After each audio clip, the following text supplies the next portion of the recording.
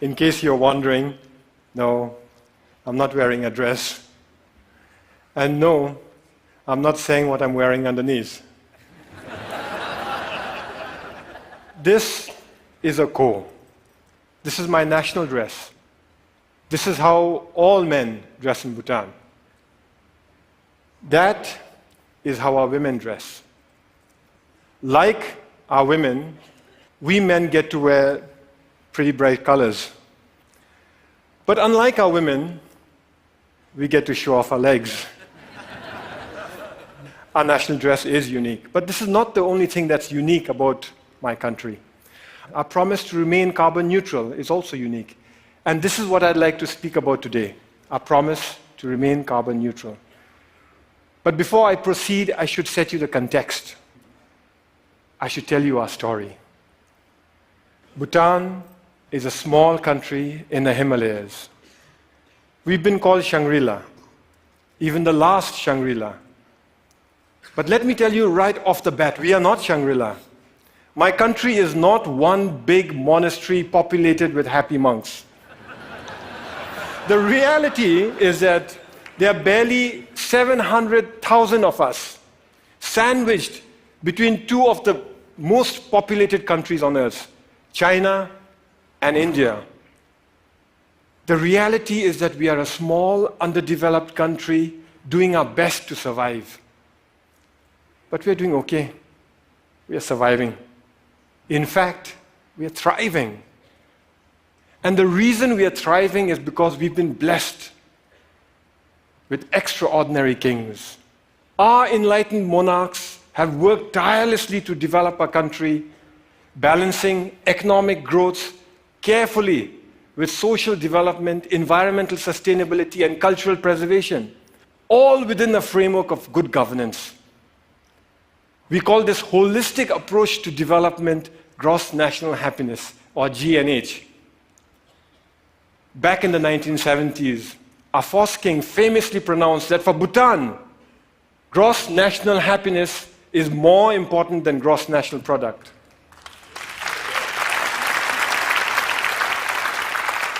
Ever since, all development in Bhutan is driven by GNH, a pioneering vision that aims to improve the happiness and well-being of our people. But that's easier said than done, especially when you're one of the smallest economies in the world. Our entire GDP is less than $2 billion. I know that some of you here are worth more, individually, than the entire economy of my country. So our economy is small. But here's where it gets interesting. Education is completely free. All citizens are guaranteed free school education, and those that work hard are given free college education. Healthcare is also completely free. Medical consultation, medical treatment, medicines, they're all provided by the state. We manage this because we use our limited resources very carefully, and because we stay faithful to the core mission of GNH, which is development with values. Our economy is small, and we must strengthen it. Economic growth is important, but that economic growth must not come from undermining our unique culture or our pristine environment. Today, our culture is flourishing. We continue to celebrate our art and architecture, food and festivals, monks and monasteries. And yes, we celebrate our national dress too. This is why I can wear my ko with pride. Here's a fun fact. You're looking at the world's biggest pocket. It starts here, goes round the back, and comes out from inside here. In this pocket, we store all manner of personal goods, from phones and wallets to iPads, office files, and books. But sometimes, sometimes even precious cargo. So our culture is flourishing, but so is our environment. 72% of my country is under forest cover. Our constitution demands that a minimum of 60% of Bhutan's total land shall remain under forest cover for all time.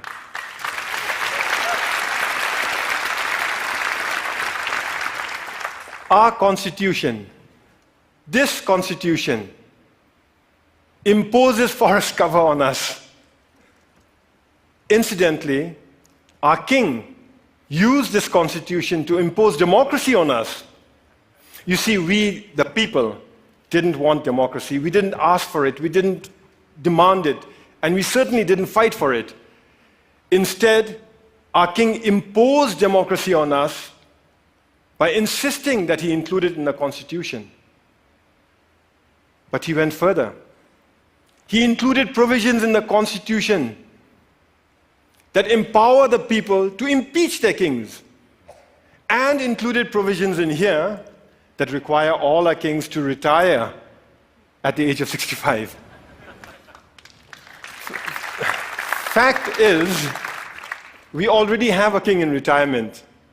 Our previous king, the Great Fourth, retired 10 years ago at the peak of his popularity. He was all of 51 years at that time. So as I was saying, 72% of our country is under forest cover. And all that forest is pristine. That's why we are one of the few remaining global biodiversity hotspots in the world. And that's why we are a carbon neutral country. In a world that is threatened with climate change, we are a carbon neutral country. Turns out it's a big deal. Of the 200-odd countries in the world today, it looks like we are the only one that's carbon neutral. Actually, that's not quite accurate. Bhutan is not carbon neutral. Bhutan is carbon negative. Our entire country generates 2.2 million tons of carbon dioxide. But our forests, they sequester more than 3 times that amount. So we are a net carbon sink for more than 4 million tons of carbon dioxide each year. But that's not all. We export most of the renewable electricity we generate from our fast-flowing rivers. So today, the clean energy that we export offsets about 6 million tons of carbon dioxide in our neighborhood. By 2020, we'll be exporting enough electricity to offset 17 million tons of carbon dioxide. And if we were to harness even half our hydropower potential, and that's exactly what we're working at, the clean, green energy that we export would offset something like 50 million tons of carbon dioxide a year. That is more CO2 than what the entire city of New York generates in 1 year. So inside our country, we are a net carbon sink. Outside, we are offsetting carbon. And this is important stuff. You see, the world is getting warmer. And climate change is a reality. Climate change is affecting my country. Our glaciers are melting, causing flash floods and landslides, which in turn are causing disaster and widespread destruction in our country. I was at that lake recently. It's stunning. That's how it looked 10 years ago. And that's how it looked 20 years ago. Just 20 years ago, that lake didn't exist. It was a solid glacier. A few years ago, a similar lake breached its dams and wreaked havoc in the valleys below. That destruction was caused by one glacial lake. We have 2,700 of them to contend with. The point is this: my country and my people have done nothing to contribute to global warming. But we are already bearing the brunt of its consequences. And for a small, poor country, one that is landlocked and mountainous, it is very difficult. But we are not going to sit on our hands doing nothing. We will fight climate change. That's why we have promised to remain carbon neutral. We first made this promise in 2009 during COP15 in Copenhagen. But nobody noticed. Governments were so busy arguing with one another and blaming each other for causing climate change that when a small country raised our hands and announced, we promise to remain carbon neutral for all time, nobody heard us. Nobody cared.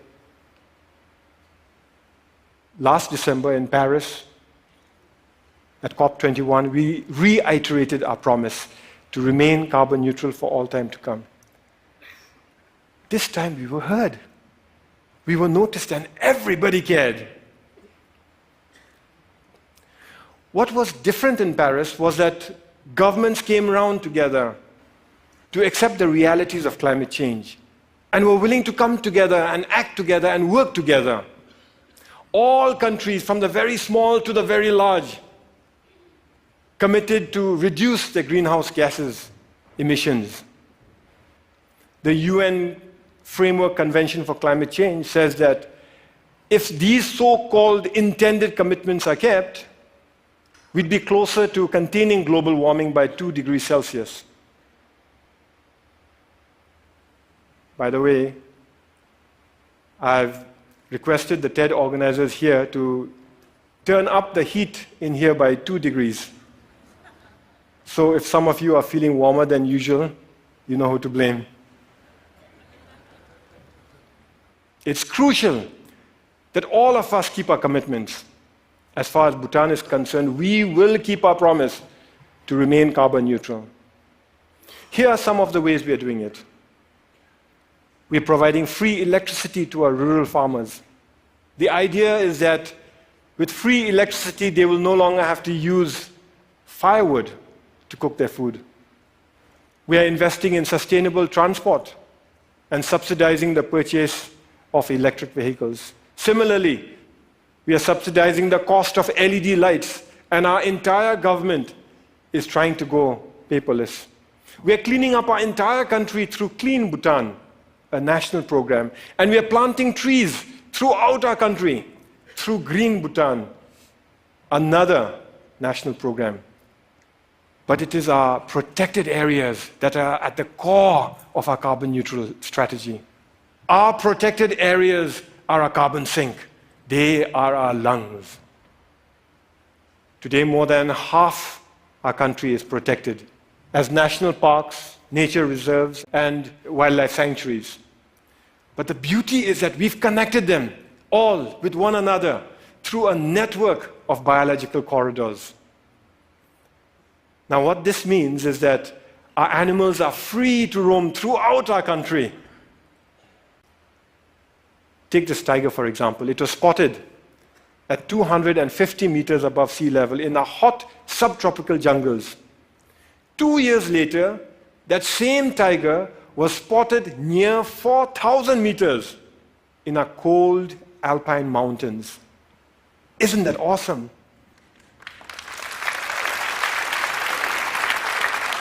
We must keep it that way. We must keep our parks awesome. So every year we set aside resources to prevent poaching, hunting, mining, and pollution in our parks, and resources to help communities who live in those parks manage their forests, adapt to climate change, and lead better lives while continuing to live in harmony with Mother Nature. But that is expensive. Over the next few years, our small economy won't have the resources to cover all the costs that are required to protect our environment. In fact, when we run the numbers, it looks like it'll take us at least 15 years before we can fully finance all our conservation efforts. But neither Bhutan nor the world can afford to spend 15 years going backwards. This is why His Majesty the King started Bhutan for Life. Bhutan for Life gives us the time we need. It gives us breathing room. It is essentially a funding mechanism to look after our parks, to protect our parks till our government can take over on our own fully. The idea is to raise a transition fund from individual donors, corporations, and institutions. But the deal is closed only after predetermined conditions are met and all funds committed. So multi-party, single closing, an idea we borrowed from Wall Street. This means that individual donors can commit without having to worry that they'll be left supporting an underfunded plan. It's something like a Kickstarter project, only with a 15-year time horizon and millions of tons of carbon dioxide at stake. Once the deal is closed, we use the transition fund to protect our parks, giving our government time to increase our own funding gradually till the end of the 15-year period. After that, our government guarantees full funding forever. We're almost there. We expect to close later this year. Naturally, I'm pretty excited.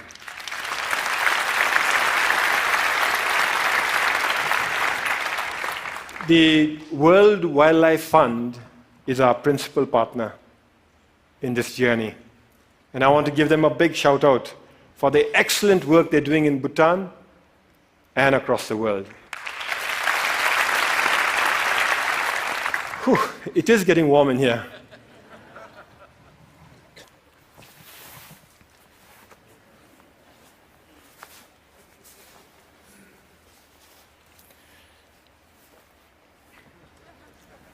I thank you for listening to our story. A story of how we are keeping our promise to remain carbon neutral. A story of how we are keeping our country pristine for ourselves, our children, for your children, and for the world. But we are not here to tell stories, are we? We are here to dream together. So in closing, I'd like to share one more dream that I have. What if we could mobilize our leadership and our resources, our influence and our passion to replicate the Bhutan for Life idea to other countries so that they too can conserve their protected areas for all time? After all, there are many other countries who face the same issues that we face.